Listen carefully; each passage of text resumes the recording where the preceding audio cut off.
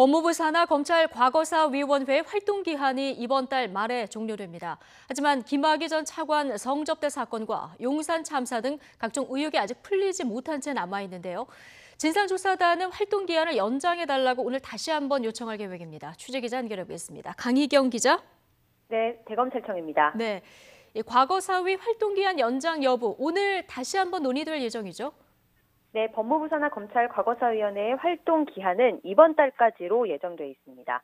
실무 조사를 담당하고 있는 대검찰청 진상조사단은 지난 11일 기한 연장을 요청했는데요. 과거사위는 이미 과거사위원회와 조사단 활동이 3차례 연장된 상황에서 또다시 연장하는 건 현실적으로 어렵다며 받아들이지 않았습니다. 하지만 아직 남은 의혹을 조사하기에는 시간이 물리적으로 부족한 상황입니다.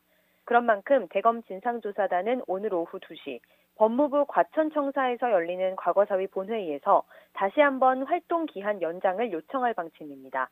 법무부와 과거사위에서 연장 요청에 난색을 표시하고 있는 만큼 오늘 바로 결론이 나오지는 않을 수도 있습니다.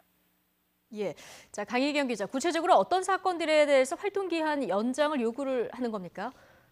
네, 김학의 전 법무부 차관의 성접대 의혹과 용산 참사 사건입니다.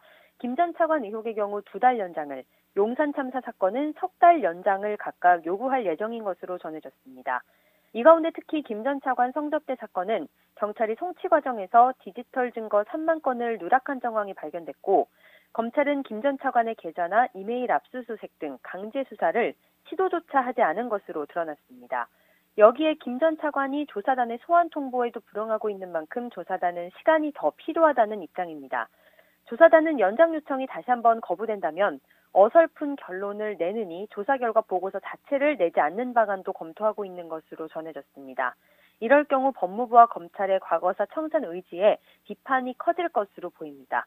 장자연 리스트 사건 재조사도 시간이 더 필요하다는 목소리가 조사단 내외부에서 나오고 있는데요. 고 장자연 씨 사건 재조사 기간 연장을 촉구하는 국민청원 추천수가 현재까지 60만 명을 넘어서기도 했습니다. 그러나 강제 수사권이 없다는 한계 등을 고려해 고 장자연 씨 사건 재조사는 예정대로 이번 달 안에 마무리 지을 가능성이 커 보입니다. 지금까지 대검찰청에서 YTN 강희경입니다.